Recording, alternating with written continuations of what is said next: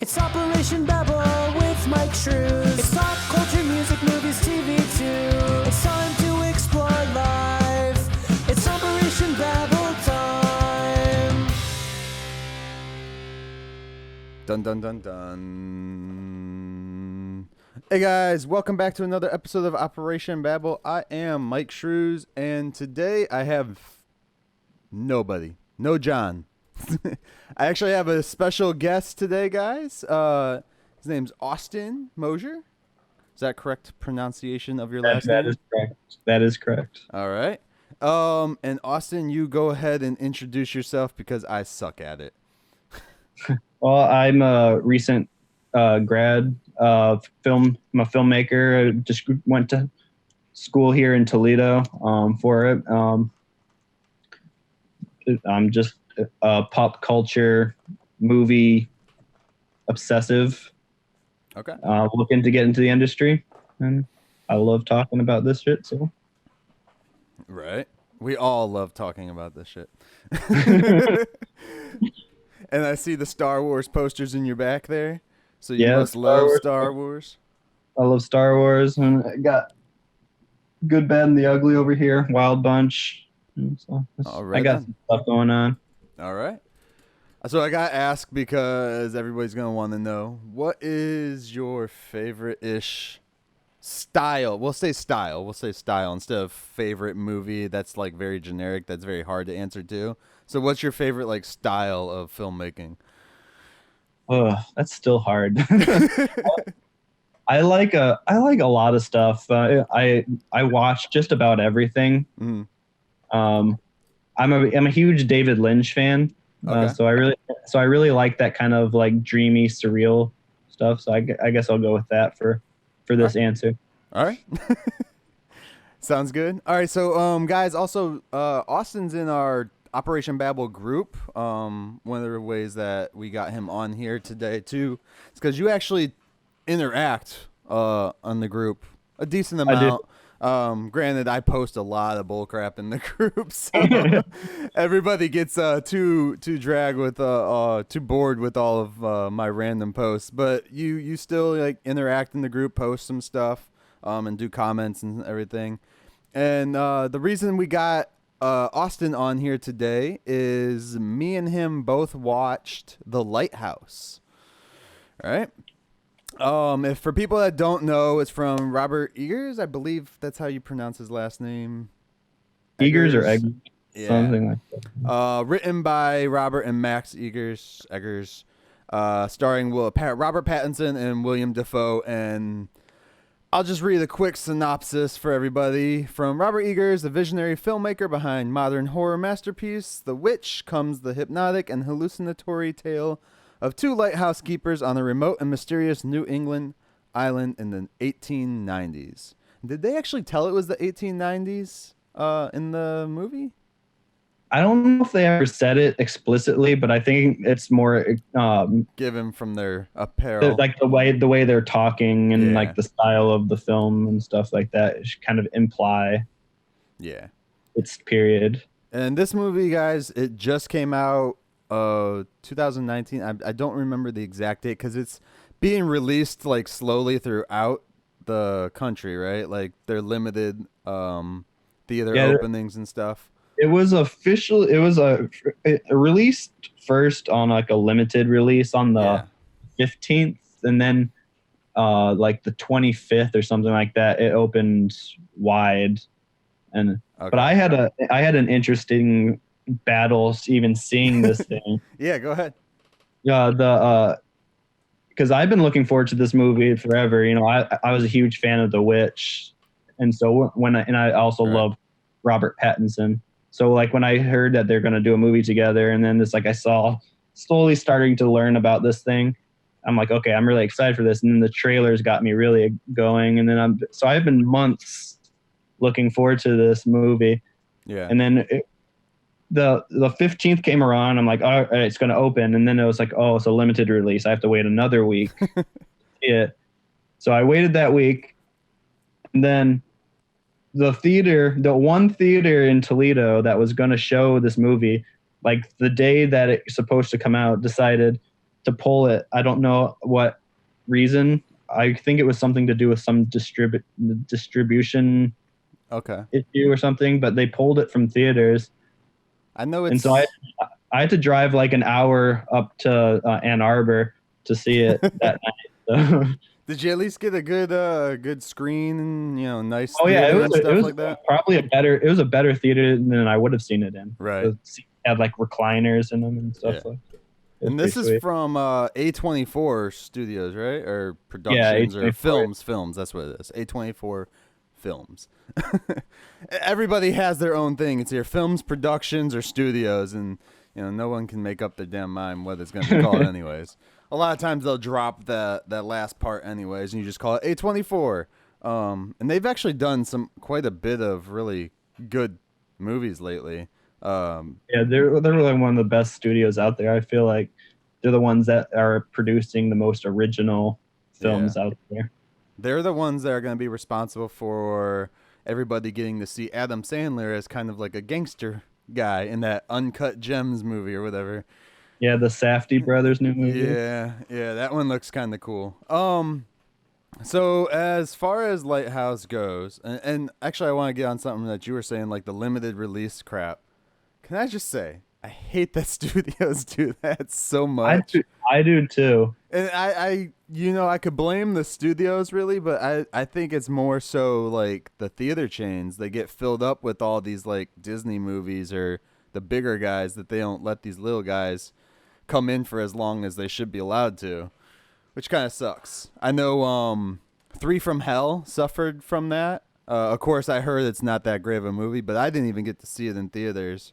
I didn't get to see it either because it was only available through like a Fathom event, like one day. It was like one day event thing. One, maybe two. And I didn't even know that it was happening until it was already over. Yeah. And then I was like, oh, missed it? I've been waiting for the thing to come out. I had found out about it like 2 days before. And like I even follow Rob Zombie and stuff on social media. And I was like, how could I not run into this beforehand? And then the same thing goes with like the Jay and Silent Bob reboot. They had that in theaters for 2 days through Fathom events. Mm-hmm. And then now he's on tour. So now if you want to see it before it's released on DVD, you have to pay like $50, $60 or some shit like that. But you get like a meet and greet or something, a Q&A session. Yeah, they're there in person for the screening. So it makes it a little more, I guess, gives you more reason to do it, but still $50 to see a movie is. Yeah. It should be interesting. I know they're coming to my town, so we'll see. I'm still on the fence of if I'm gonna do it or not. They're not gonna be here till 2020 anyways, so I still have like a month or two to wait, or 2 months to wait for it. And then I'll decide on that one. But anyways, we are here. We're going to talk about The Lighthouse. First thoughts, dude. First thoughts on the film.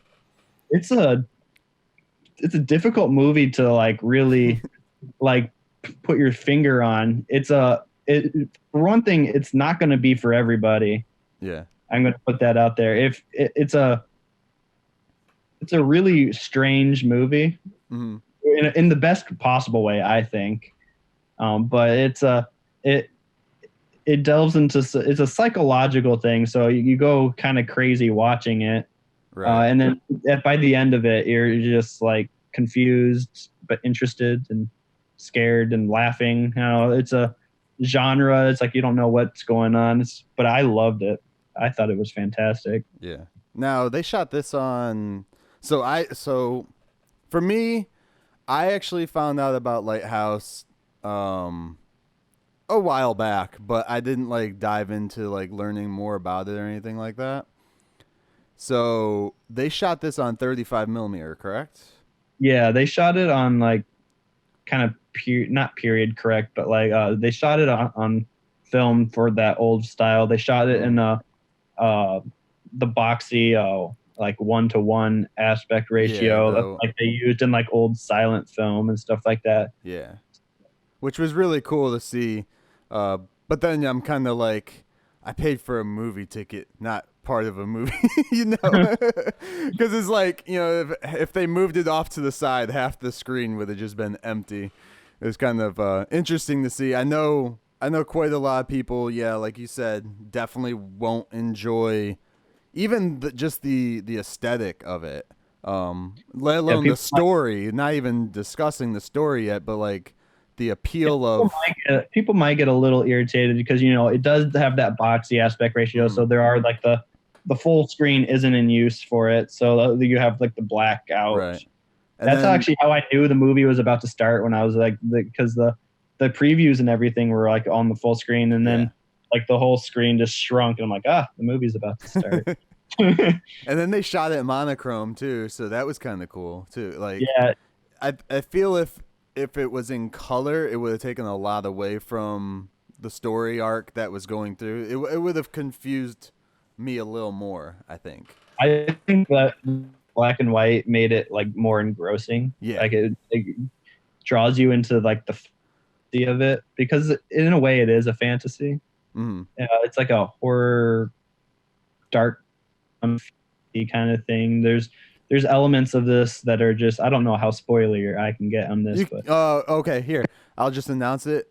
Complete spoilers for The Lighthouse. So if you guys haven't watched it yet, since we haven't talked anything about the story, go watch it if you plan on it. If you like crazy, weird stuff, I guess, right? I would say. Other than that, you know, go watch it and tune back in now, or stay for spoilers. This is your last warning. Spoilers. There we go. There we go. But like, there's just scenes. When I walked out of it kind of felt like when I first watched David Lynch's movie Eraserhead. Which, if anyone has seen that movie, it's a very dreamlike and like very delirious kind of thing. And there's scenes where you think, okay, this actually happened, but then you start to question, well, did that actually happen? Who's crazy? Is it this guy crazy? Or are they both crazy? Like, you see Robert Pattinson like have sex with a mermaid at one point, and it's and the weird like they actually do. I don't remember if it was a close up or like a pull out, but they were like doing like this weird angle of like what would be the mermaid's vagina or something. Yeah, I was just like, okay. Yeah, that's about when it starts to get like really crazy, and he's just like ferociously masturbating in a shed somewhere, just like, and it's weird. And then he has like so the whole basis of like the whole mermaid crap too comes from like so they get to the lighthouse, which is a very there's a lot of gay undertones for this movie too. Oh my god. If anything, I'd say that this movie is implicitly about like repressed sexuality. Yeah. Because this so we were gonna actually I was gonna have another guest on too with you, Austin, EJ, and you know he said something, and I thought about it, and I was like, yeah, that's holy shit, and I didn't even really come to my mind as I was watching the movie, but over rethinking it and stuff like that. So I was really looking forward to him like being on here and bringing more of that into it. But yeah, like there's so much like repressed stuff in there. It's like crazy. There's the one point in the movie where they get drunk together frequently in this movie, and then they're usually doing like sea shanties and dancing, and at one point they're like slow dancing, and then they almost kiss. Like they come like really close. Then they push each other and they start like just like punching each other. Yeah. Can I say though, I was so hoping we were gonna get to see William Dafoe and Robert Pattinson kiss, like in the least gay way possible. I was just like, oh my god, are we gonna get like? It would have been like cinematic gold. I honestly thought we were gonna get it at some point, but it was and they kind of squabble like married couples, you know, like there's an argument about whether or not Robert Pattinson likes Willem Dafoe's cooking. And right, I was like, wow, this got real way fast. I was like, because before that part, like, you see William Dafoe's character as like the alpha male in the house. Yeah. And then later down the road, it becomes like he's like this like lowly housewife type character. Yeah. Especially when he's breaking down, he's like, "You like my food, don't you? Just say you like it. Say." It's just like, and he rattles off this like 3-minute long curse because he says he doesn't like his food. Yeah. The moment you see in the trailer where he says like, "May that tombstone strike ye dead" and stuff like that, that actually is part of like this like literal 3-minute long like curse on Robert Pattinson for not liking his food. It's so funny, man. There's a lot of moments that are just like it keeps the story going, and it's funny, and it's like what's happening next type of thing. You just want to keep watching. There's fart jokes in this, like, you know, so I wasn't really expecting. I'm just like, oh, okay, it's funnier than you expect it to be. Yeah. It's more crazy than I think I even expected, and I was expecting it to be crazy. Yeah. So I wasn't expecting like a crazy, like weird story, I guess, because again, I didn't watch anything from it. I just like heard it was coming out and like heard a base premise for it, and was like, I kind of want to watch this, especially with all the people being asses about Robert Pattinson becoming Batman. I was like, I'm going to go and support this dude in an art piece that he's doing just to, you know, shut these other people up. Well, the people who are doing that are hung up on Twilight. You know, they're like, oh, he did Twilight, therefore bad, which is incorrect for one thing, because he's done so many good movies. Mm-hmm. If you like Twilight, fine. But like, he's done so much good stuff. Like, especially, you know, like with the A24 type, you know, like he's done a lot of artsy stuff. I mean, he's worked with like big time director like Claire Denis and FD brother. He's not working with like bad directors. Like, people seek him out, and he kind of handpicks his projects. Mm-hmm.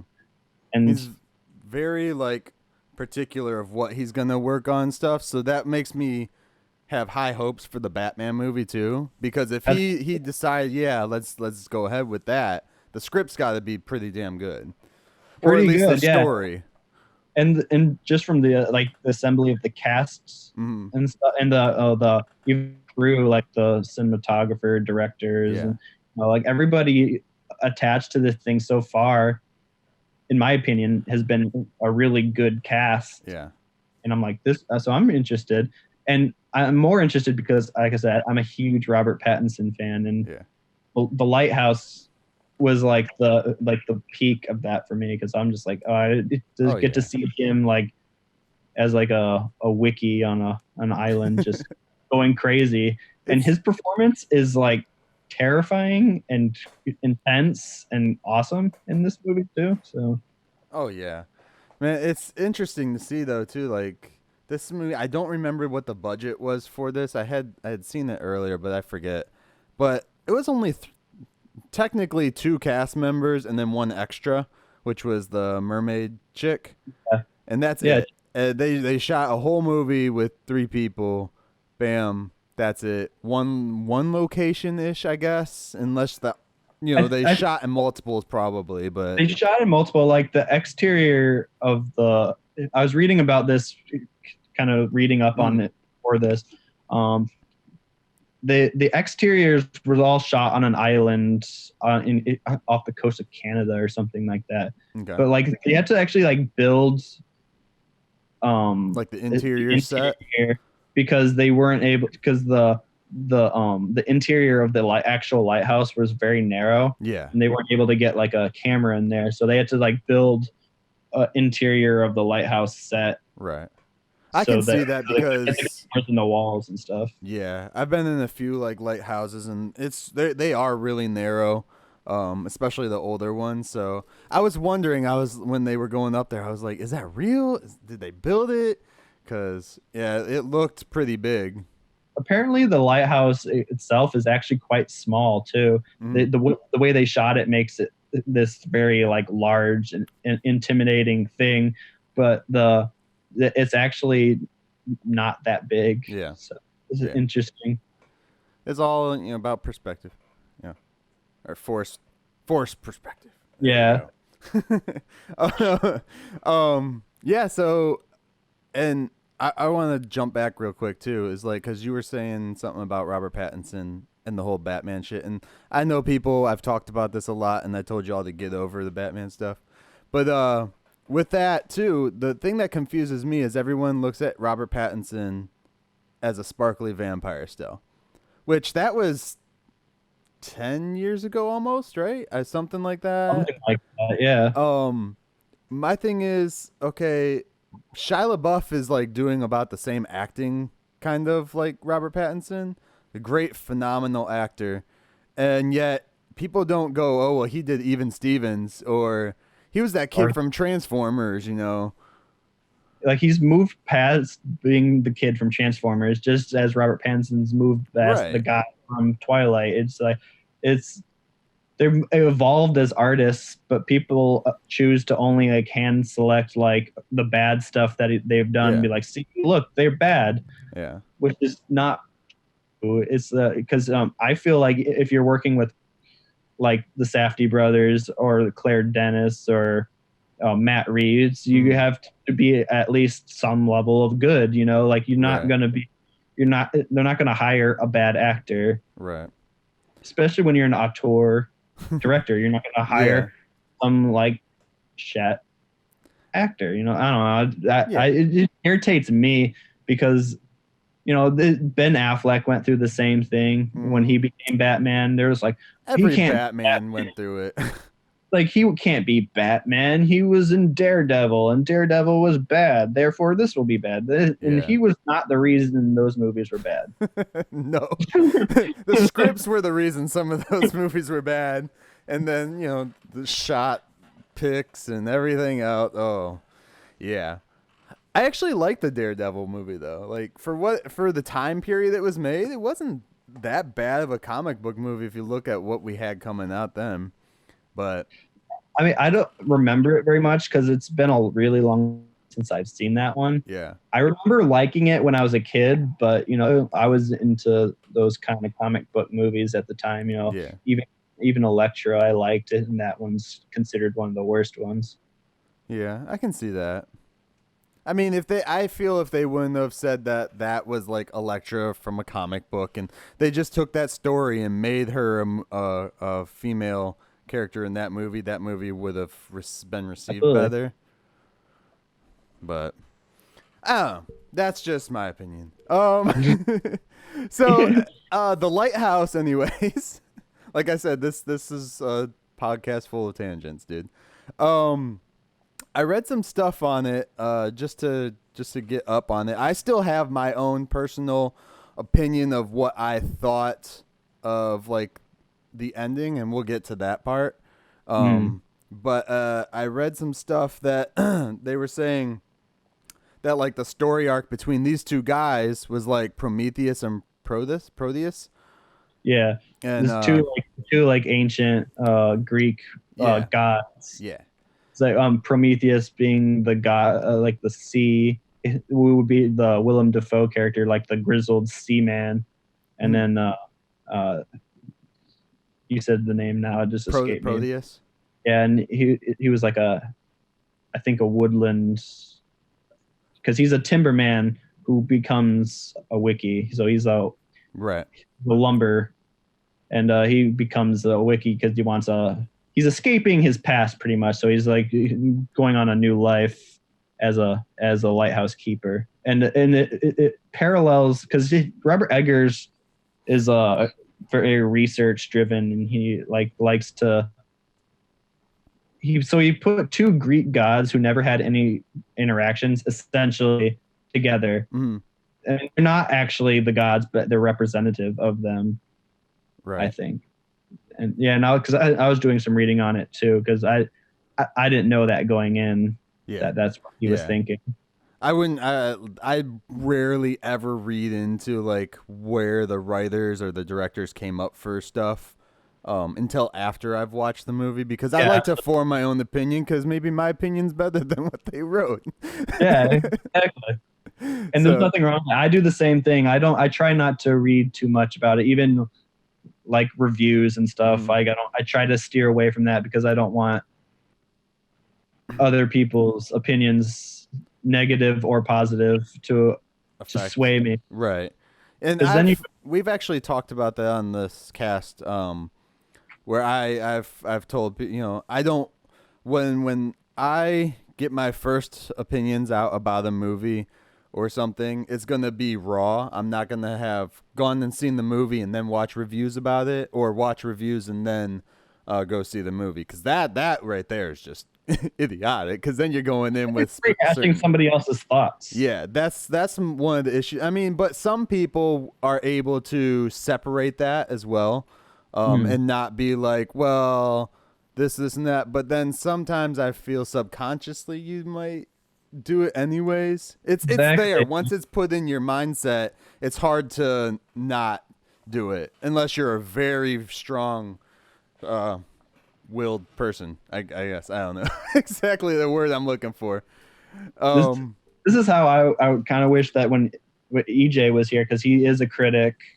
Yeah, and I wanted to ask like how he stayed away from like other critics' opinions before, or like I know he read other critiques. And well, for him, he actually gets to go to the press screenings and stuff like that.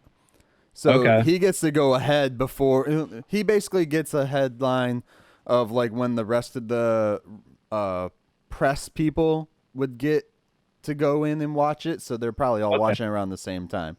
Then he forms his opinion. I'm guessing. We can ask him later if he comes back on. He's been sick for this one. He was sick for another one too, which sucks. But we'll get him on one of these days. But yeah, I would definitely love to have both you guys come back on, because you could pick his brain, especially about his process and all that stuff. But yeah, I would say that helps, is being able to see it before all those reviews come out too. Plus, reviewers that get the free screenings and stuff or the press screenings, they can't release their reviews until a specific time and date and stuff like that. And like some companies actually allow some productions let certain companies release before other people are allowed to release. It's really weird how it goes, because they want I don't know. I don't truly know, so that's how I'm gonna leave that one. But as far as like myself, I always love watching the movie, forming my own opinion. Like I did it with Spider-Man, the last Spider-Man movie that came out. I went and watched the movie. I loved it, and then I did like a what I was going to do as a review video on YouTube, but it turned out to just be like a fanboy orgasming on video. So and I didn't even cut footage in or nothing. It was literally just me talking. So sorry about that, guys, if you guys watched that. But I mean, that I've only watched it one time, and I just went fanboy out based on how I felt from the first view, which was okay. Now I've yet to watch it again, and I'm worried that when I watch it again, I'm going to find all those things I didn't see, and then just go back and be like, watch my video and be like, wow, that kid was stupid.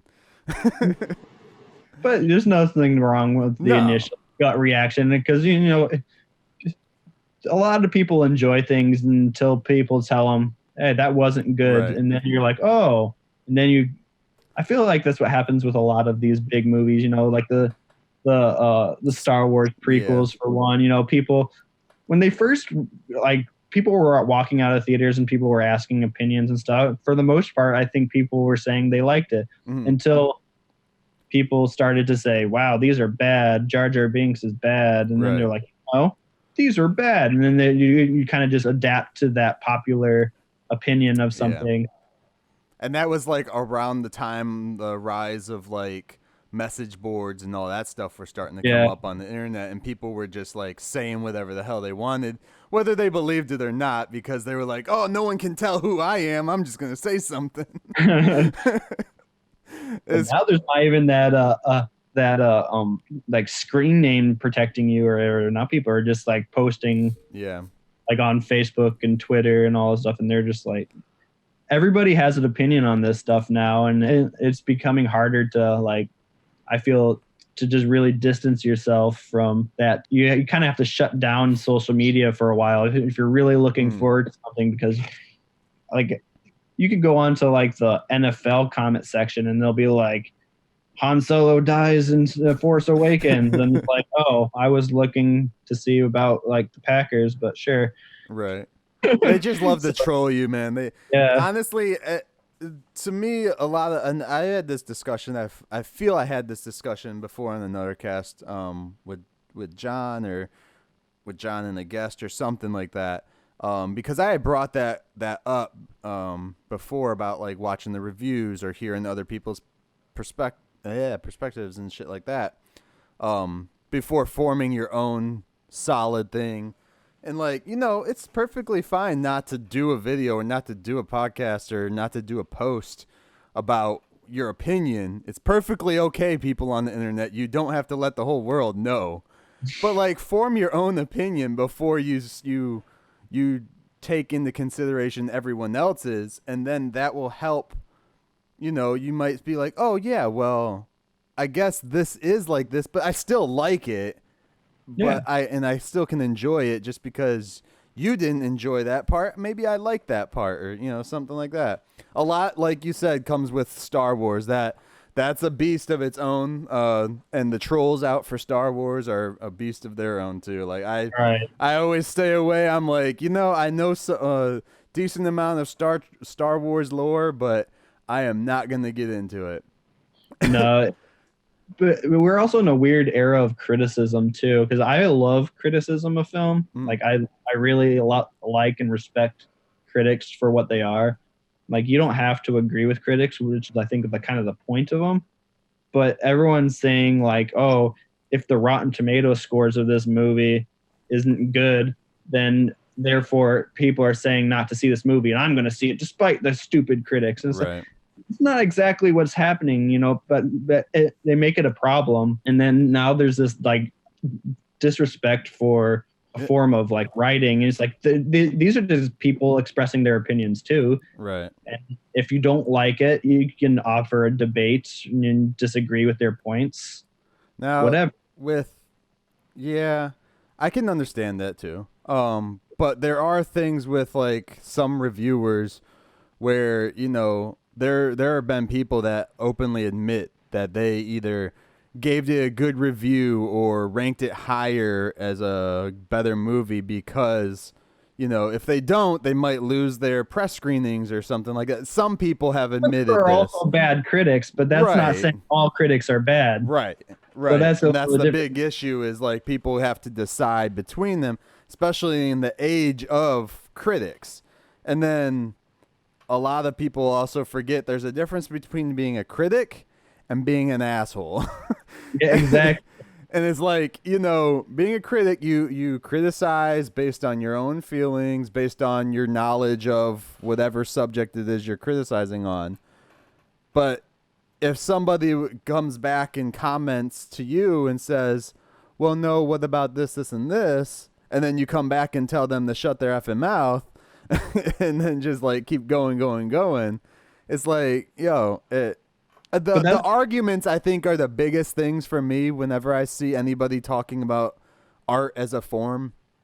And I think we've talked about this too, through Facebook and stuff, is like when people are discussing art in any form, it doesn't matter, music, movies, you know, actual, like, what people say is art, you know, painting and all that stuff. It's like, discuss it, but don't argue about it, and don't always try and push your opinion onto somebody. No, it's okay to have different opinions. That's what I like about the critic format of Ebert and Roper had, and Ebert and Siskel and Ebert and all that. Like, those guys like had very different opinions, very often got into like debates over their opinions.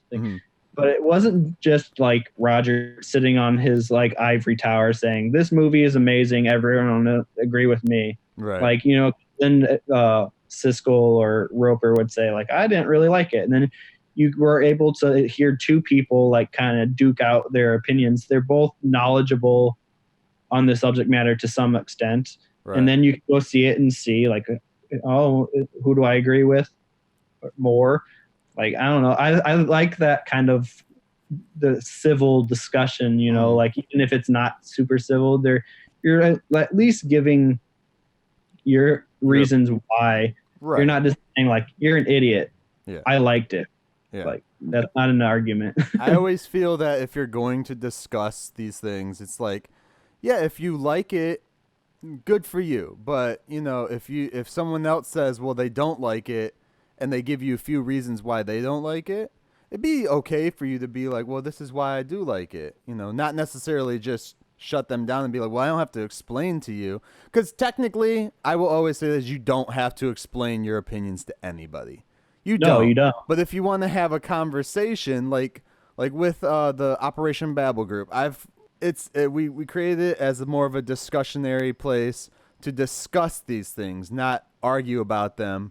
So if you do post something, you know, and someone says, well, this is my opinion too, you know, it's okay to converse about it. But now if you post something as being like, I love this movie, like I love Lighthouse, and then that's all you say, and then people start attacking you saying, well, why do you like it? Why? You don't have to answer those people. But if you're in like a discussionary place, yeah, be courteous. You know, it's courtesy to respond and give your input, and they'll give you their input. Of course, anybody that hates Lighthouse can eat my dick. But yeah, absolutely. and you said something about Rotten Tomatoes too, and I'd like to point this out. Lighthouse is 92% on the tomato meter, and audience score of 71%. So that's actually pretty. That went good. down. That went down quite a bit from last I saw. The audience score, yeah. Which isn't more people are watching it, you know. I mean, it's not surprising because, like we said, it is a very. It's not exactly a movie for mass audience. I don't know. Like it's more of an art film, and a lot of people who go to a movie don't necessarily expect to see that. Right. You know, so like when you're walking out of that, you might think that was fucking weird. And it is, but you know, some people like weird movies. I like weird movies, you know, and it was I knew it might be kind of divisive because, you know, The Witch was pretty divisive too when it came out. I actually never watched The Witch. I'm still? I'm gonna go back and watch it now though, because on Netflix. Is it? Yeah. Okay, I'll have to check that out. And I just ordered the Blu-ray of it too. So, but it is on Netflix. Yeah. And it's fantastic. Its pacing is kind of a similar way because Robert Eggers likes to like just kind of amp it up just a little bit at a time. It's at first you think, oh, this is kind of slow. Then by the end of it, it's like 11, and it's just like you just don't know what's happening, and it's crazy and it's awesome. Right. That's The Witch is the same kind of pacing. It's just a very incremental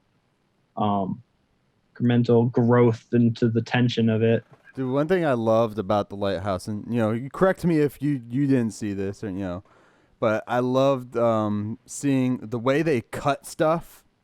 The way he cut from like, you know, scene to scene, because it was like very like drastic, different. You know, he's in the dang what I don't even know what the heck he was supposed to be in, but jerking off and stuff. And then they like cut, and then like it's a whole nother like scenario that they're in. It was very like Ed Woodish to me. Like it, and there were some shots in there that looked like it was, you know, because of the way they shot this, it looked like it could have just been random B footage that somebody else had, and they just threw it in there. And I was like, that's actually kind of pretty cool. Just the stylized, especially the one that really got me like thinking old school was Pattinson as he's walking into the ocean. And the camera's just like directly right on his face, and these eyes light up, and oh man, that was perfect. His eyes light up, and you can tell there's like a light directly on him too, in a way, but not in like a distracting way. But like you can tell that's how they shot it. I liked that shot too quite a bit. I don't necessarily agree that it looked like B footage, but like I like the I think the cinematography in it is just beautiful in general. Like it's very well composed shots, and I like the fact that the editing of it, they're very long shots. Oh yeah. In most modern movies, like you watch it and they're cutting like every couple seconds, like even like fractions of a second. These like quick shots. You're like for the one that I mentioned, like the 3-minute long curse or whatever. Like that was one shot. Like they didn't most part except maybe like a reaction shot every once in a while. It's one shot. It's just really long, uncut. And I like because that you don't really see that very often anymore. Right. I like that people are out there who are still doing it. Like they're not caring about people's attention spans too much. Yeah. No, it's definitely one of those. I also did not know it was going to be like a 2-hour film. And that's another thing as like a just for the visual for people. If you don't like that style, don't go watch it, because 2 hours of seeing that, the style, just like how it was shot, black and white, the frame and everything, that will definitely put off some people for 2 hours. But that movie did not feel like it was 2 hours long. It felt so much faster. I did, like you said, it's like if it had stayed like the pace of the beginning, it might have felt, was a 2-hour movie. But like the pacing of it and the insanity of it just gets amped up incrementally throughout it. So like by the time you're getting to the end, you're like your eyes are just like you don't want to blink because it's just a quick shot could be over in a second. Like, and you're like, that was weird. I wanted to see that again. Like what? Right. Like there's one time where he's like like him and Dafoe are fighting, and like Robert Pattinson's punching him, and it cuts down to him, and he's got like all these like scales and stuff, like and like there's tentacles behind him and stuff, and it's like that. This is insane, and I love every second of it. It was only like a quick shot too, and I'm like, and as a filmmaker, my brain was just like, God, they wasted like probably 5 hours of makeup. I was thinking the same thing. Like, I was thinking that was going to come back or something, but no, it was like really one like quick shot of Dafoe, this like insane like scaly like kind of barnacle-y like makeup. It's kind of like mixing what's her face? Is it Ursula and like King Triton together? Yeah. That's what it was. I was just like, and again, my mind was just like, dude, that was so much makeup time. Like, they better got some like cool like random deleted scenes or something for that. Like not deleted scenes, but like random like shots of him. Give him something. Just for the hell of it. That was so cool though. I was like in my mind too. Like even though it was black and white, I instantly pictured he was in the colors of freaking Aquaman. Yeah, I was thinking oranges and stuff too. Yeah, but oh man, there's some crazy stuff in this movie. Like we were talking about, like I want to talk a little bit about the ending because the ending is like intense. So which ending? Because there's 500. No. well, it's like Willem Dafoe is his character, and throughout the thing is he's one that goes up and watches the lights. Yes. And he won't let Robert Pattinson go up there. He's the only one that is allowed to watch the light. Which is another thing that they attributed to kind of like Greek mythology of like the light of Olympus and stuff. Yeah, and like the all knowledge or whatever. Yeah, the all knowledge light. And finally, like after he spoiler again, he does kill Willem Dafoe, and he goes up and to the light, and he opens up the light and looks, and it his shot of his face, he just starts screaming. Yeah. And it goes into like a negative, like a photo negative. Yeah. And like the audio is like all like clippy and like it's just distorted, and it's just, and then he falls down the stairs, and it's like Did you know the audio was mono in that movie? Was it? Yeah. I didn't. Yeah. It doesn't surprise me, I guess, but I didn't know that. Yeah.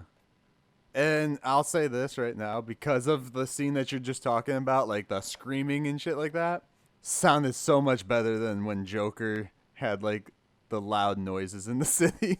It was so much better on my ears than that scene in the Joker when, you know, the city was just super freaking loud. In my theater anyways, it was just like horrible. And then I went and saw, because this was the first movie I saw in theaters after Joker, so it was just like in my head, I was like, he's not really doing anything, but the audio sounds better. Yeah, that seems so crazy. And the last shot of the movie is just brutal, and because at one point he just like completely just messes up a seagull. The seagull is like tormenting him, and he's driving him insane, and he just grabs it. And just like this is about a like minute and a half shot too. He's just whipping this thing against like a well, and it's just falling apart. And as if you've seen trailers, there's the line, "It's bad luck to kill a seabird," and that's kind of what is attributed to like the turn of the movie when it really starts to amp up. Right. Is after that, then the storm starts and then he people sees start that's after he kills it is when he first sees the mermaid as well, right? Yeah, I think so. Yeah, and so at the end of this, he's it shows him like lying on the beach, like still alive, just being eaten alive by seagulls, and they're like shitting on him and everything, and it's gruesome and intense, and I think I left the theater just thinking like that was awesome. So I have one little quarrel about the end, the very, very end. When let me say, because I think we skipped over it. Like, dude, the scene where he's burying William Dafoe. Yeah. Well, Willem Dafoe, sorry guys. I said William at first.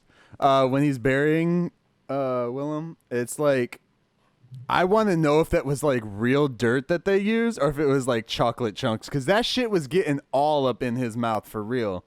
Yeah. I was like, I hope that's like crushed Oreo or something, dude. Because he was, and the language is kind of thick in general because he's using period correct dialects and stuff from, like, he was inspired by like books like Moby Dick and other Melville and they even make reference to it. You know, you sounding like Captain Ahab and shit like that. Yeah. He even says it, which I was like, damn, like, yeah, it was kind of cool. In that scene when he's getting the dirt thrown in his face, it was really hard to understand what he was saying because he was saying stuff as that was happening. Yeah. But like dirt kept going in his mouth, so he'd just be like, and right. just a mouthful of dirt and all. I have no idea what he said. I really wish I was there, like when they shot that scene, just to be like, I wonder how he reacted when he got done shooting that scene. Like, give me some fucking water. Just Listerine, please. But yeah, so I wanted to make reference to that scene because I thought it was cool. Just like curiosity, again, as like a filmmaker's curiosity, I'm just always wondering, like, I wonder how they did this or did that, you know? Because nowadays with a lot of movies, it's like I can tell it's CG. I don't need to wonder, you know? But with stuff like that, a green screen, right? Yeah. Like Jennifer Aniston said, you're just living on a green screen. Exactly. And I agree with her 100% too. And I also think that Willem Dafoe is the kind of actor who is just like, yeah, throw that dirt in my face. Yeah. So he probably would take a mouthful of dirt. Yeah. I have a buddy, I think it was called the Florida Project movie that Willem Dafoe did. One of my buddies, he actually worked on it. He was I believe second AD on that one, and he said Willem Dafoe is just like he immerses in his character, but you never hear about him doing it. You only hear about, like, you know, Phoenix or Ledger, you know, the people that play the crazy people. Although I would say Willem Dafoe is kind of crazy all the time. Yeah, I was saying like he's the perfect actor to actually play crazy, because I feel like in real life he is just slightly Right. actually crazy. Dude doesn't really even have to act though, like because of his facial features and his smile and his eyes already, like he can just be himself right there, and just all he has got to do is smile and open his eyes wide, and he looks freaking crazy. Everyone else tries to get in these mindsets. I was like, nah, he would scare me more than your crazy little emotional problem, dude. Absolutely. And also, and yes, that was a jab at Joker. Sorry. a fun fact about this too is apparently Robert Pattinson is modeling his Batman voice off of Willem Dafoe in The Lighthouse. So I don't know what that's gonna be like, but he was saying that he's gonna go kind of like a pirate route or something, but like I don't know, because he said I'm Batman. So I don't know. I think that element is going to be in that decision. So it's an interesting thing I heard Robert Pattinson say in the press. Okay, so Batman's going to be Captain Ahab. That would be. I mean, it would be interesting. They haven't started shooting the Batman one, right? No, I think they're still in the casting process. Okay. I think it's because it's not still doing like 2021. I think they're not going to shoot till next year. And they keep casting like 500 villains for this movie. So, but I heard that it's true that it's going to be like a trilogy, or no? I think so. I think they're basing it off of the Halloween thing. I forget what it's called. Storyline. It's something. I don't remember what they called it. But anyways, let's get back to the end of Lighthouse, and then we'll go off.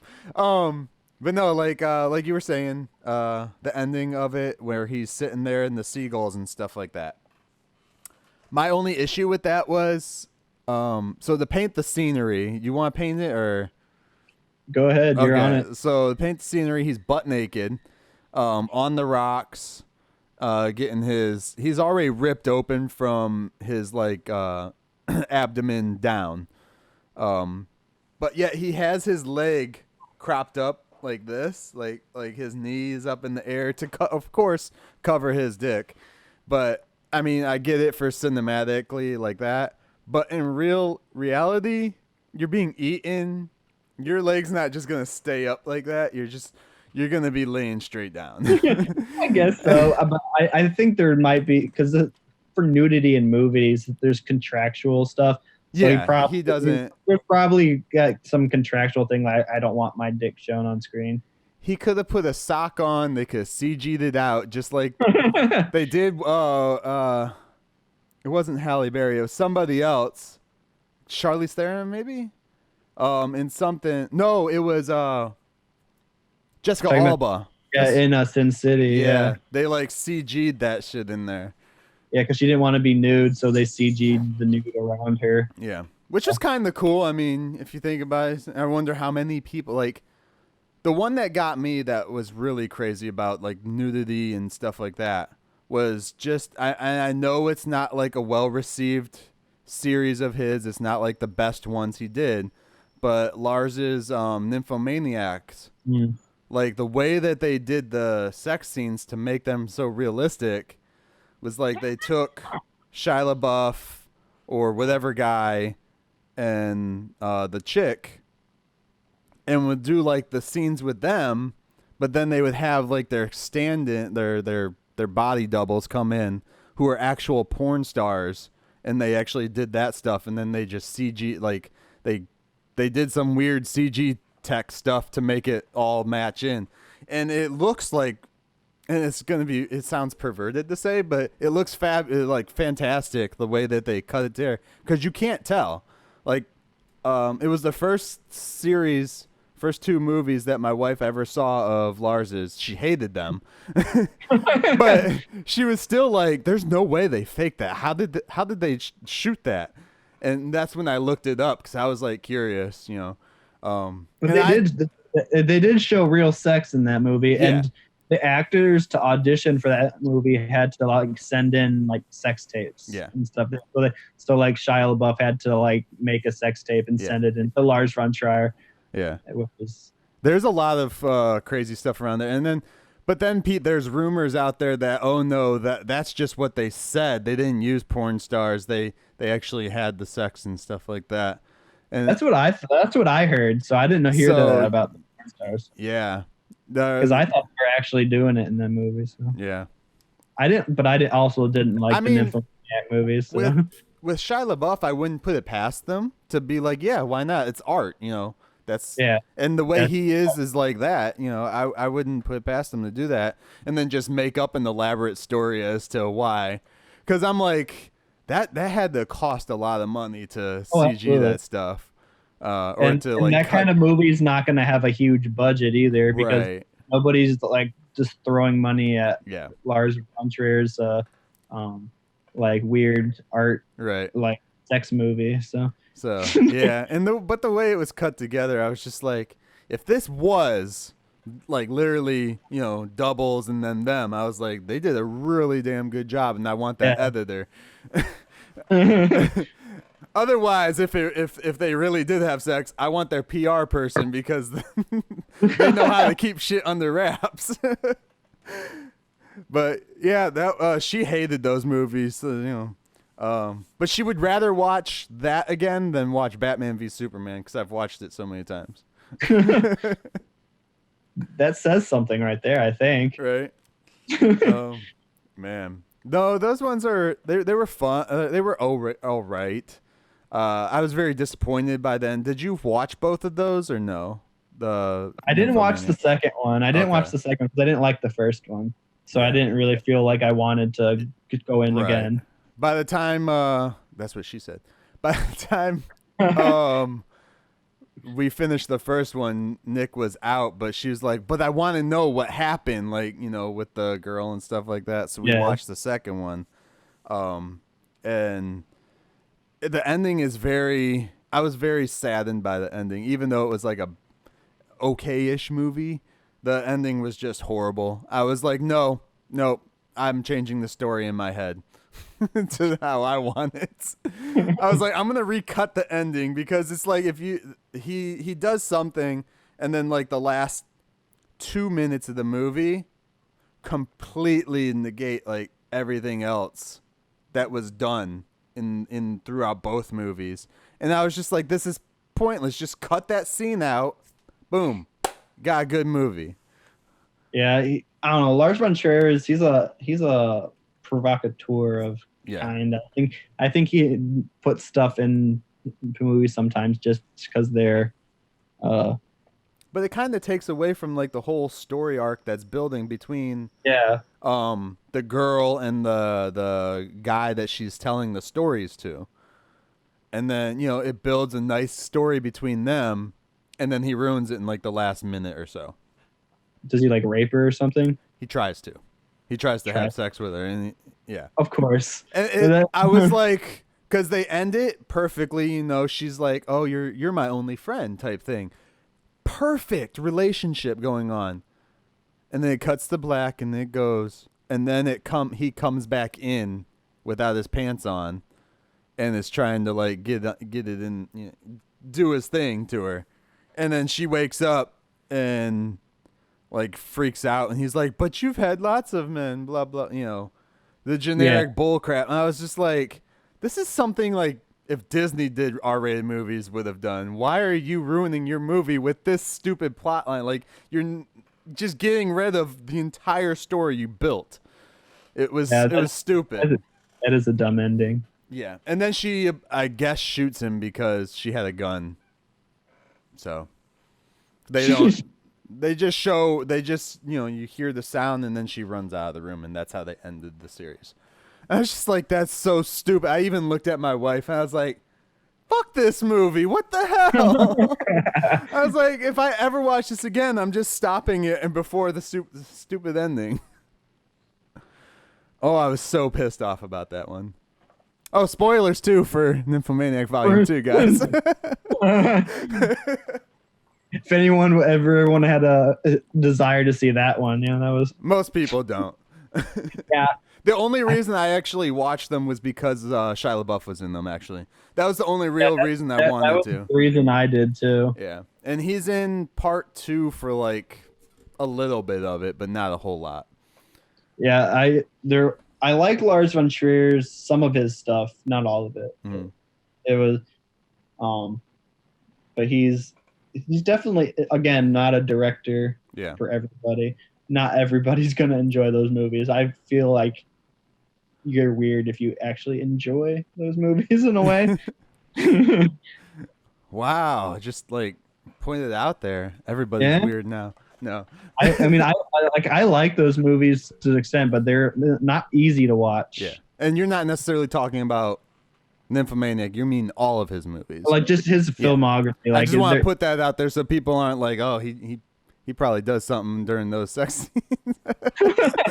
No, his movies are just not that easy to watch. Like they're like, I watched recently The House That Jack Built, his latest movie that got like booed at Cannes and stuff like that. That movie is like, it's about like a serial killer, and there's some scenes in there where you're just like, damn, he just really showed that. I will say, like, for the Nymphomaniac ones, I don't remember if it was part 1 or 2, but the scene with Uma Thurman, that was like the most realist thing I've ever seen. I was just like, she needed an Oscar for that performance to play the crazy ass wife and shit. Oh my god! I think it was part 1. I think that was part 1. If you've seen it, if you saw that part, it was part 1. Yeah, I was just like, holy crap! I was like, I don't think I've seen her act like that in a while. So, of course, that movie's a little older. I was late to the party for those movies. So with the Lighthouse ending, man, I will try to get back to that. Segue back. Segu, as other people would say. What did you take from the movie? Like, what is your base theory or whatever? Because I have one about what I think of it without like anybody else's information and all that stuff. So I kind of want to hear yours. About, like, interpretation or what? What way? Like, anything like the interpretation, or what do you think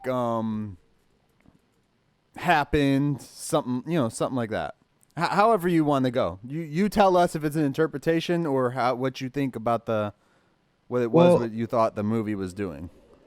I think that, like I mentioned it quickly earlier in this.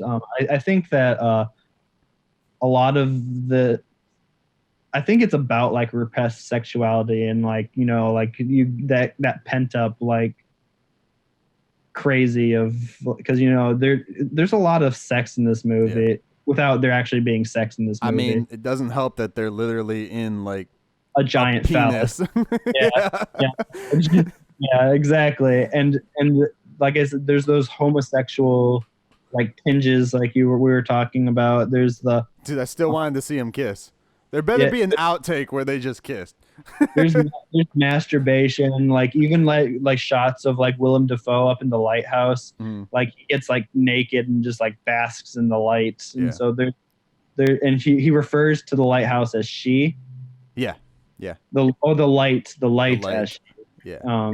So it's there's like I said, there's a lot of sex in this without there being actual physical sex. Right. The only time there's actual physical sex is like the mermaid shot. Yeah. And even that's just kind of him crazy masturbating in a shed. Yeah, because again, he's I don't think we said that, but like he finds figurine or a knick-knack type thing that's like a mermaid. With her boobs out, apparently, because apparently mermaids don't wear anything over their boobs or something. I don't know. Little Mermaid did. So he like fantasizes like in this shed about like while holding this like little like mermaid statue and just like very intensely. A funny thing about that, apparently that's the first scene they shot day one of shooting. Really? I mean, that's a great icebreaker. Yeah, and it's like I read that an interview with Robert Eggers, and he was and he said that was day one shooting. It was like him in the shed masturbating, and he was like, yeah, he just went for it. Yeah. And then the movie, I'm just waiting. I'm like, well, when's he gonna go to this? And then when he did it, I was like, oh yeah, that is going for it day one. I say. Yeah. Now that's the shot too that he falls down, right? In that one, Yeah. that's that was the first shot. Dang. First that shot was like a very intense shot too. Yeah, and like I said, he's going nuts in that scene. So it's like that's a weird mindset to get into. Yeah. First. Another thing though that I did have an issue with that scene. Yeah, I love the movie, but I like to pick at stuff. Dude was jerking off. Clearly he was hard. So he falls down. It should be sticking up. I mean, how did his pants get up that far? Because his pants did go up past that area when he fell down. I'm going to just break this down for the listeners here. Your biggest issue with this movie is not enough Robert Pattinson dick. Right? More people will go see this. Robert Pattinson dick needs to be out all the time. And sparkly, too. And sparkly, exactly. That's why they shot this movie in black and white, so he didn't sparkle. Oh, man. So did you take any, like, what'd you think about the ending? How about that? We'll go with that. It's just like the straight up ending of it. Like where he's being eaten by the seagulls? Yeah. I feel like that was like the first like real thing that happened in for a while in the movie. I feel like a lot of this was what happens in the minds of the two guys. Right. A lot of the movie. Okay. So because there's a lot that is obviously, but like he'll say something like there's when he was at one point Willem Dafoe's chasing him around with the axe, and then like 30 seconds after that scene is over, he's saying like, you just chased me around trying to kill old Tom. Yeah. And it's just like, wait, so was Robert Pattinson like hallucinating? Was he hallucinating? Like, I don't know. Like because later on too, Robert Pattinson says that his name is Tom. So maybe he's just hallucinating that there's an old guy there in the first place. It's just... Yeah, I don't know, because what I gathered from that though is he killed his friend, who was or he killed somebody whose name he took. Assumed. Yeah. So the name that he gave, the Winslow or whatever, like Ephraim Winslow or whatever his name was the name of the guy he killed. Right, that's what he says. Yeah. Yeah. And then because he kept seeing that dead body, like when he's walking out into the water, he saw that dead body, and then he saw that body again a couple other times throughout the movie. And then that's when he kept trying to say that, that was the dude's former servant or assistant or whatever they were supposed to be. Okay. So my take. And go on. Go ahead. Go on. I was, and that also I think supports my repressed sexuality thing too, that misidentity thing, because he assumed a different identity that's not him, right? And then, but also Tom, the Willem Dafoe character, also did, because he lied about being like this like grizzled seaman. He really wasn't. He's just kind of this lonely old guy, makes up like sea, right? So I think that could just be more like a allusion to like people lying about who they are. Yeah. Oh yeah. Assuming an identity for other people. Yeah. Which is like if you're in a closeted homosexual or whatever, it's just kind of the same thing. Yeah. All that stuff. So one, if people want to watch a movie where you see a guy go crazy, go watch this one instead of Joker. I would agree with that. This is a much better performance, I honestly think. And I love Joaquin Phoenix performance. Yeah. So my big take on the end of the movie, like, I loved it. You get confused as hell throughout it because they're jumping from one thing to another, and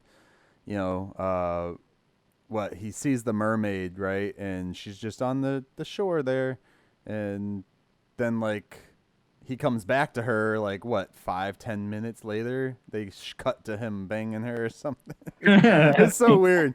But anyway, my final take, like with he's in the light and stuff. One, when he was screaming in there, I was assuming he touched the bulb, so it hurts type thing. Mm-hmm. But of course, there's more to it, and then but that would also make him fall too because he is in shock. So they did that. That was my thought at that time. But then when they cut to him outside, butt naked, being eaten by the seagulls, it explains one, the screaming, because he's being eaten. So my assumption would be none of that movie happened. He was on the shore the entire time being eaten by seagulls because he is butt naked. He's not naked when he falls. Right. So my assumption is the entire thing was like Willem Dafoe's character said when after he chased him around with the axe, you might be in the the desert or the Arctic or something, freezing your ass off, dying and hallucinating all of this, My assumption is that, except he was on the rocks being eaten by seagulls. Exactly. And everything, the entire movie of like the Lighthouse was just in his mind to like, because his psychosis was like taking him out of the presence of dying. I think it's a decent reading of that movie because but Robert Eggers hasn't like gone on to say. Right. I don't think he's the kind of director who's gonna give a definitive, especially for this kind of movie. And that's the great thing about that is like you as an audience member get to be like, well, this is what it is, This is what happened. This is what doesn't happen. Like, is right. this guy crazy or is that guy crazy? Are they both crazy?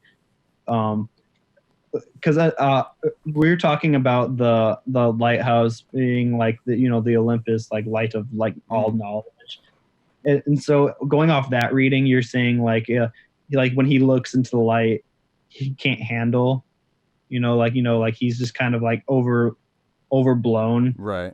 Literally by like the way it's shot and by him falling back and like down the spiral. Right. Like he can't handle the pressure of all knowledge, So from a metaphoric sense, it works too. But I agree to some extent where I think the only real thing maybe that last shot, right, in the whole thing, or maybe like when they first get there, maybe, and then but like that last shot of him on the beach, I think might be like at least up to that point, the realest thing you see. Yeah. Yeah.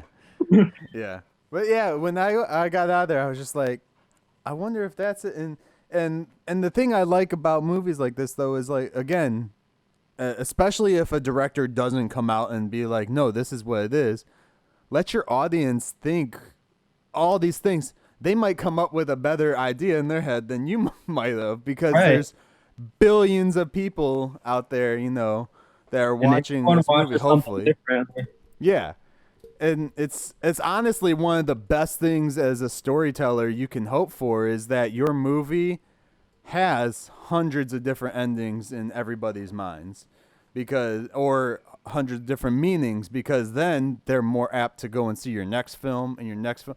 If it's like your generic bad guy, good guy fight, bam, over. Good guy wins. Yeah. It's the basic stuff.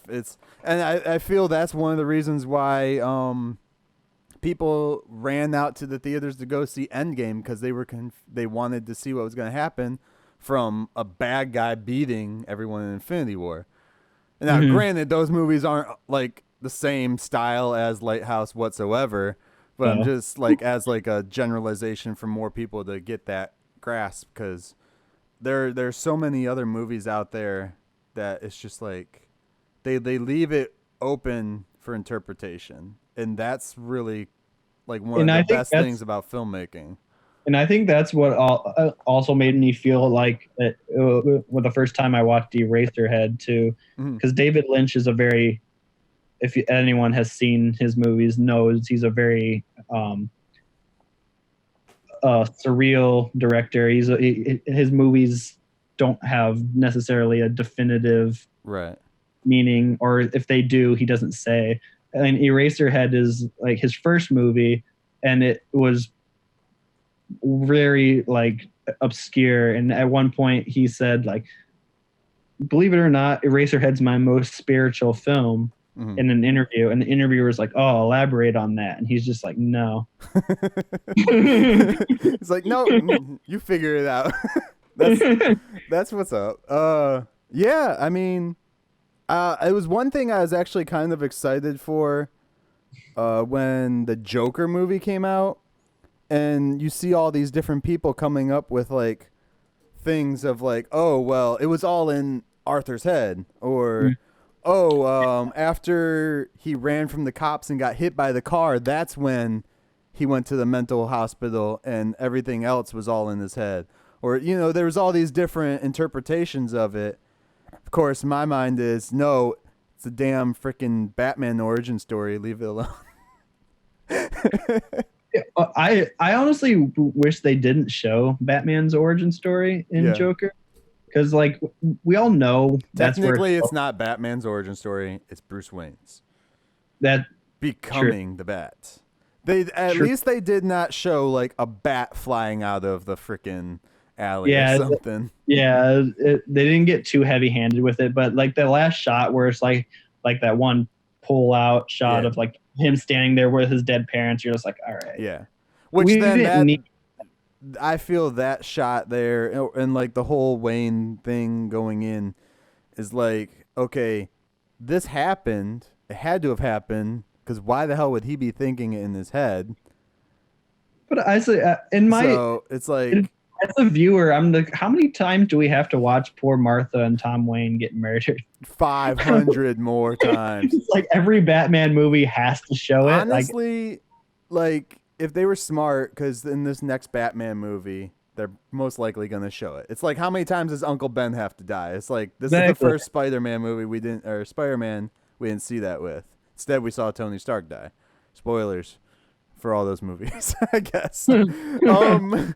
But if they're smart, instead of shooting a new freaking death scene, just take this scene from the Joker, copy and paste it at the beginning of your movie. Bam, boom, you're over. I don't even think you need that, because I feel like I don't think they need it at all. People understand, I think, how Batman becomes Batman at this point.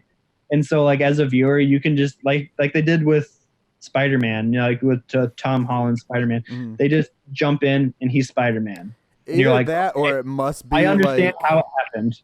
It might be a clause that like you have to show the origin for every new adaptation of Batman. But even so, like Zack Snyder showed it in everything. Like every single one of the, you know, like the Tim Burton ones. I think both of those showed it at one point. The first one showed it. The second one, I think after the first one, they just kept showing like the stupid pearl necklace breaking. Yeah, the pearl necklace and like there was one that was legit just the pearls dropping on the ground, but I don't remember which one that is.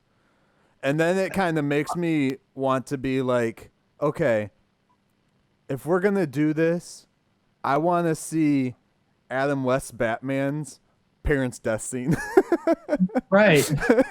Let's see that shit happen.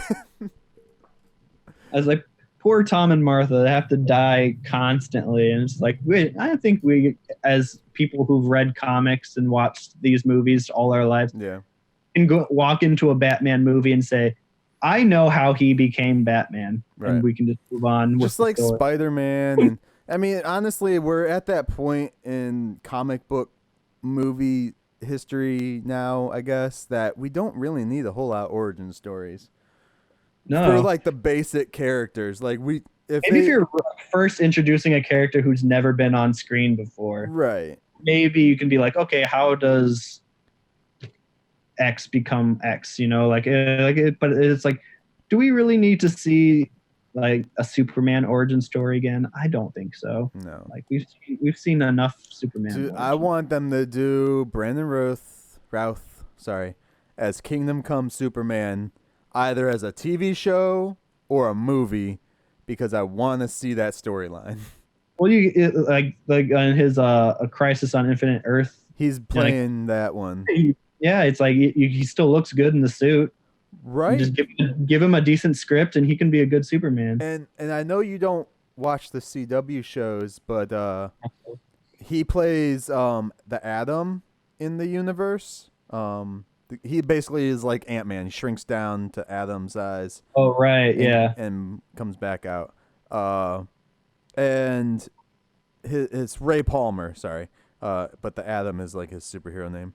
And the way he plays that, like goofiness, is like straight up like Clark Kent, dude. Like it would be perfect to see that again. And then he's leaving the Arrowverse right now. Him and his wife are both on the Legends show, but this is their last season. They're going to be exiting this season sometime soon together. So, because Legends likes to bring in new people and switch them out, get rid of old people that they don't see a story arc moving forward for them. But it was kind of cool that him and his wife got to like share scenes in the show, and like they made them a love interest on the show even and stuff. So it's kind of cool. And I didn't even know they were together until I read that like probably 3-4 weeks ago. I was like, oh. But no, I would love to see him as Superman again. Like Superman Returns wasn't a horrible movie. It needed a better script. Lex Luthor needed a better outcome. Something. Yeah, and a better director. Yeah. Because who directed that one? That was I don't remember. Guy who why is his name escaping me? The guy who did at least started Bohemian Rhapsody. Oh wait, not Batman, Superman, right? Superman. We're talking about Superman. Yeah, Superman Returns. Superman Returns was directed by. Oh, that was 2006. Wow, that was a while ago. Bryan Singer. Yeah. So he did like X-Men, right? Yeah, No. He did like the first couple X-Men movies, and he did most recently he was one of the directors on Bohemian Rhapsody. Okay. He's the one that's credited, but like nobody like actually thinks that he actually directed it. That movie was a waste of time. It was a 2-hour like music video. Yeah, and most of the story like that they put in there wasn't even real. It's it's the Queen version of what happened. Like, yeah, this is the fairy tale that happened. Yeah, and seeing that he didn't even like tell anybody or anything until after that concert, like. Yeah, but they make it like they weren't broken up either for the Live Aid show. Like prior to that, they weren't broken up. Yeah. But they made him that he broke up. And then his news of him having AIDS brought them together and rallied them to this big performance. It's like, none of that's true. And it's like, here's what we wanted to happen. So this makes a better arc of a story. So they do that with everything, though. That's the one thing I don't like about biopics, that they just change up a lot of stuff. Unfortunately. Especially music ones, because it's all just about the music anyways. It's just the big music videos. I didn't watch the I know Netflix did one about Motley Crue, I believe. I heard it was bad, so I didn't watch it either. I don't know. It has Machine Gun Kelly as Tommy Lee. Yeah. So I'm just like, no. Oh, I don't know. Man. I just watched, because you're talking about Machine Gun Kelly, I just finally watched Bird Box. Did you ever watch that? I never got around to Bird Box. No. Okay, so I won't do any spoilers because it's actually a pretty decent movie. But Machine Gun Kelly is in that movie too for a short period of time. But they put dude in the scene with Sandra Bullock and John Malkovich, and I was just like, oh no. And then like as soon as they did it, I was like, oh no. And then I told Nick, I was like, why'd they do that to him? My wife, Nick, why'd they do that to him? And she's like, what? I was like, they put him in a scene with two phenomenal actors. Right. And then this like guy's not an actor. Then like the last like shot of that scene, he has like the line and then they cut to the next scene. And he just delivered it so poorly because they had just delivered like such great lines. I was just like, oh, that's not good for his career. On a similar level, I don't know if you've ever seen the movie The Score. It's an Edward Norton and a Marlon Brando movie. Yeah. I felt the same way about Edward Norton in that movie, is that he was always trying to be on the same level as Marlon Brando. Yeah. And it was like painfully obvious that he wasn't. Right. So it's like he's acting in the same scene with Marlon Brando, and like Marlon Brando could like be half there and be a better actor than most people. But like Edward Norton was trying so hard to be. And he was just falling short, and it's kind of embarrassing and sad. Dude, man, some of these people, like, I don't know why they cast some actors to be in scenes with some. I mean, you know, Edward Norton's not a bad actor nowadays. No, he's not a bad actor, but when you put them up against other talent, especially when they're like supposed to be the main cast, you know, it's like it gets rough. That's why like ensemble casts and stuff, like it's like you either have actors that are about the same par or don't put them all in the same scene together. Yeah. Which they kind of did in what was it, Infinity War? Like you see like how they break the actors up into different segments throughout the whole movie. Because the Infinity War, they shot it a lot different than Endgame for some reason. Like, Endgame should have been on the same dang thing, but whatever. They did it kind of like a Star Wars movie, is how it felt.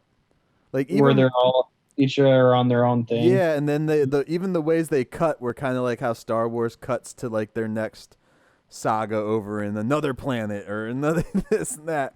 It was very like, I was like, wow, that feels very Star Warsy, but okay. I mean, probably on purpose. Yeah. A lot of these movies like today have owed their existence to the existence of Star Wars. So. Yeah. Star Trek would not have Han Solo though if it wasn't for Captain Kirk. So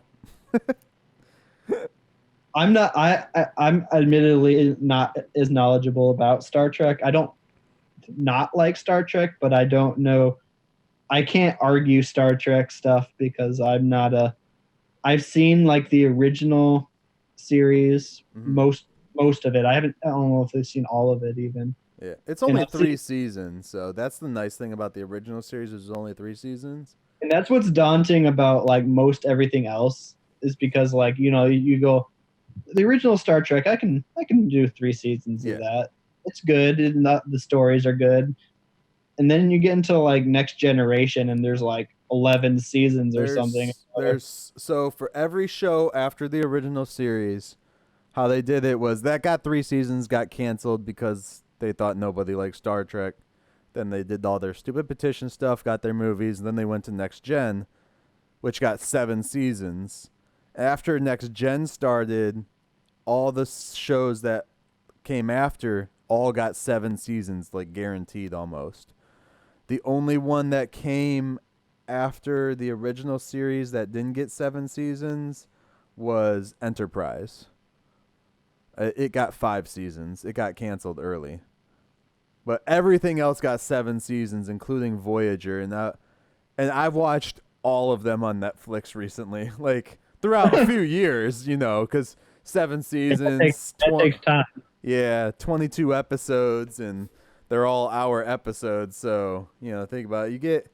I think you could do 2 episodes, 2 episodes in an hour and a half, I think. So, yeah. But I also had like a nice job before where I was working at a studio and I could play it, have it on my computer with Netflix and stuff like that, and play that while I was at the studio and doing other work too. So that's generally how I watch a lot of my content, which is probably why a lot of people are like, "Do you even watch what you're watching?" I was like, "Kind of, but I have work to do too."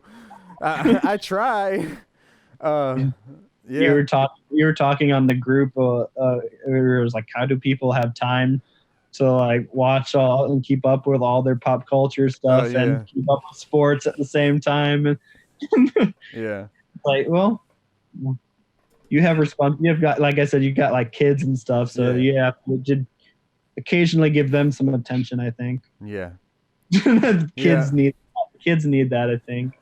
I mean, I got lucky with like some shows, like the kids want to watch some of the stuff, like Flash. They like watching Flash, so we'll watch Flash together. But it's like there's a lot of content that I have to take in either for the podcast or for other means that I do stuff. And it's like I just don't have the time to pay attention to sports. Granted, I'm not a sports guy anyways. But like then I see like other friends of mine that, you know, like you do the movie stuff and then you do the football stuff, like, you know, because you're a cheesehead, right? Yeah, I'm a Packers fan. But yeah. But that's like my only foray into sports. So like everything else, I'm like, I don't care, I don't know. Yeah. But like football's like this like 16-week period's like my period, and I love this. I used to pay attention to hockey a lot. I never got into watching football on TV like my parents did. You know that shit. Like everybody watched football, or I didn't even watch basketball on TV. We watched NASCAR a lot, but that wasn't really watching. It was like it's on and you're there because it takes 2 hours or 3 hours. Yeah, just show up at the last like 5 minutes and you got the gist of things. Right. Yeah. But I remember like going to your guys' house, and that was my first exposure to like pro wrestling, NASCAR. Yeah. Football to some extent, because my parents didn't really watch a lot of football. My dad's a football fan too, but it wasn't. He didn't watch it that often unless I wanted to watch it, and usually then it was just like a Packers game. Right. So. But now we watch most of the games together. So. Yeah. I don't get it, because I like you said, pro wrestling. Like I love watching pro wrestling, and like I got into a lot of different like companies rather than just WWE, formerly WWF. Like everybody's like thinks that's the jam, that's it, but there's so many other companies like New Japan Pro Wrestling. There's a bunch of companies in Mexico I would watch, and then there's a new company that just recently started up called AEW, and I can't keep up with all of that and keep up with the TV and the movies and the music and any other news and pop culture. It's like I just can't. I gotta, slowly do it. So I work on it. Hopefully one of these days I'll have a secretary that can just bring me the crap, and there you go. Especially running the pop culture podcast. Yeah, the podcast world's and that just like the internet, like critique of pop culture and talking about, like you said, there's so much of it, and you kind of have to stand out in some way, because people are going to listen to like Kevin Smith's podcast because he's Kevin Smith, but like. And then I don't know how many of the casts you listen to. I don't expect everyone to listen to it, especially the people that come on, because we all have lives. But we also do segments and stuff on here too. So every so often, like the audience will know, we do like a slashery segment where it's 5 minutes of slashery, where I go on about like 5 minutes of horror genre type stuff. I don't have a slashery segment today, guys. I'm sorry. So we do like stuff like that, and if I go in on like the CW shows and like how bad they are or how good they are, or they did something stupid like the Batwoman keeps doing like bad things. Yeah, Just the trailer of that looked bad to me. I was just like, I was interested at first. I was like, this could be good, and then I saw the trailer, and I was like, nah. My biggest issue is they're creating a world of Gotham without Batman, but they've acknowledged that Batman exists.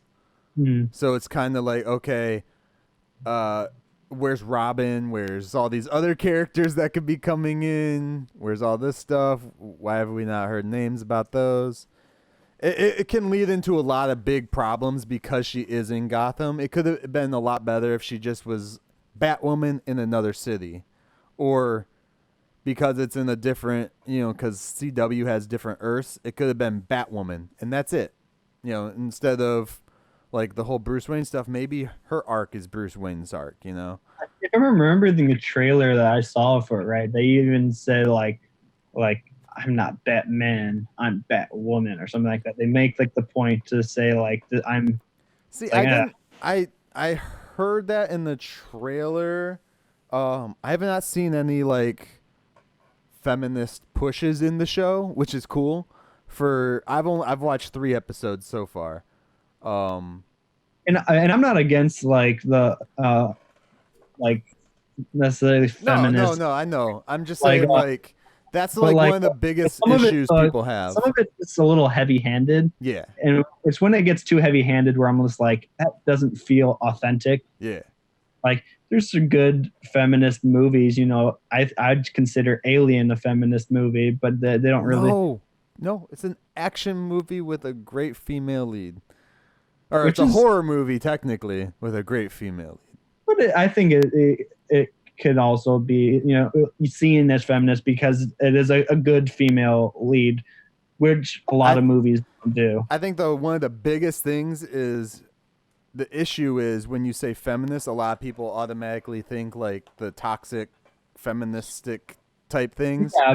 Nowadays, that's what I mean. Like, there's like the stuff that isn't that. Like, you can always tell when something's like forced and like. I say woman empowerment rather than feminist for that. That works, yeah. Because when it's gotten to that point in the world, like we talk about it on the cast, like people say SJW way too damn much, and they don't know what it means anymore, and it's become also kind of like a slur against anybody who doesn't have an opinion that's exactly like yours on certain aspects of everything, and it's ridiculous. It's like being called a millennial by boomers. Yeah, because I mean, technically, the Joker movie has a huge SJW undertone in it. You can't say there's no social justice working in that movie whatsoever.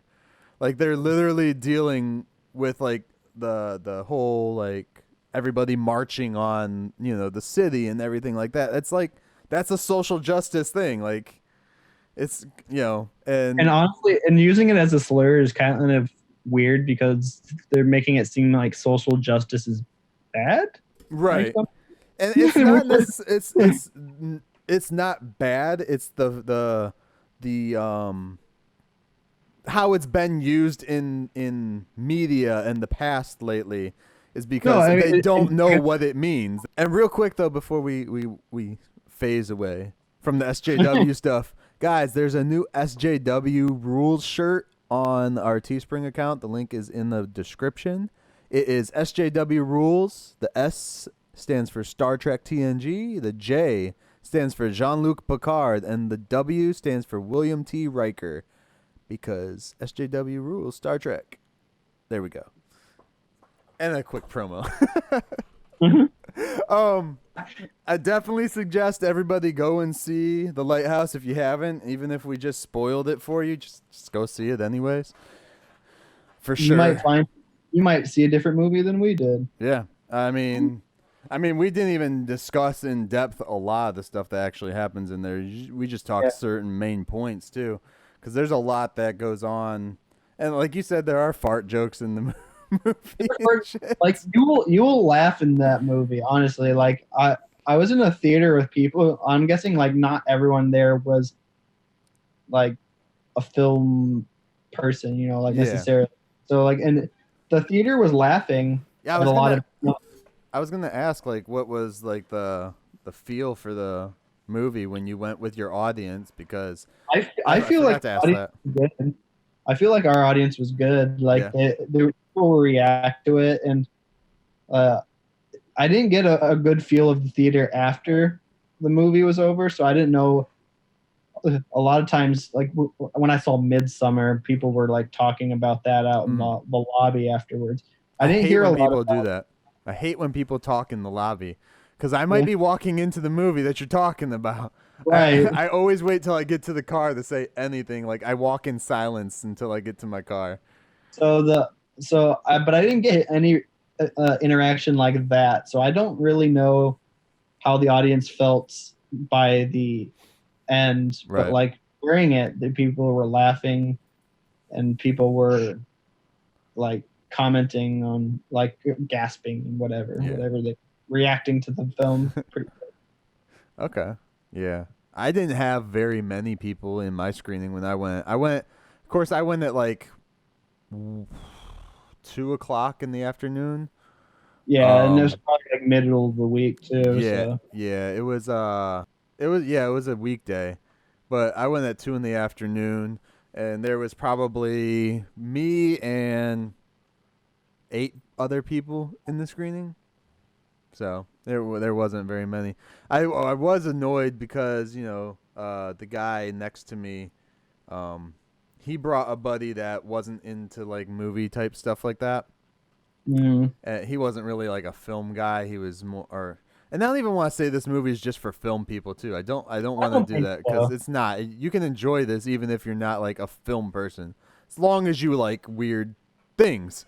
Yeah, you have to be into like the cerebral, like psychological, like horror-ish kind of stuff, and be okay not knowing what's happening because you probably won't, and that's okay. Yeah. Don't walk into it thinking it's like a Sylvester Stallone movie where everything's laid out for you.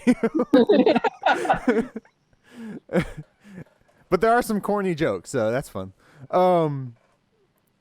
Shit, what the hell was I even saying? The guy next to you? Oh yeah, the guy next to me, he brought a buddy, and his buddy was just like, as soon as he saw the Pattinson and Defoe, all he was like throughout the rest of the thing, like every so often I'd hear him say shit. He's like, what do you call him? The Green Goblin and Twinkly from Twilight. That's how he called him. I was like, but dude, can I say this too? For any dumbasses out there, keep saying he sparkles. He barely sparkles in those movies. I've seen all 4 of them, or 5 of them actually. He doesn't sparkle all the time. He barely sparkles. I think they do like 2 or 3 scenes in the entire series where he's actually in the sunlight sparkling. People won't care. They'll continue to say it because everyone says it. So that's the common thing to say. I always have said, I hope that somebody somewhere on the Batman set does something where like Alfred opens the blinds and the light gleams through the glass and like makes him shine just for a second, or else he's like, dawn is breaking or some bullshit, some stupid line just to like jab the fans. One more time. I wish that was the title of the Batman movie. It's just The Batman Breaking Dawn. Part 3.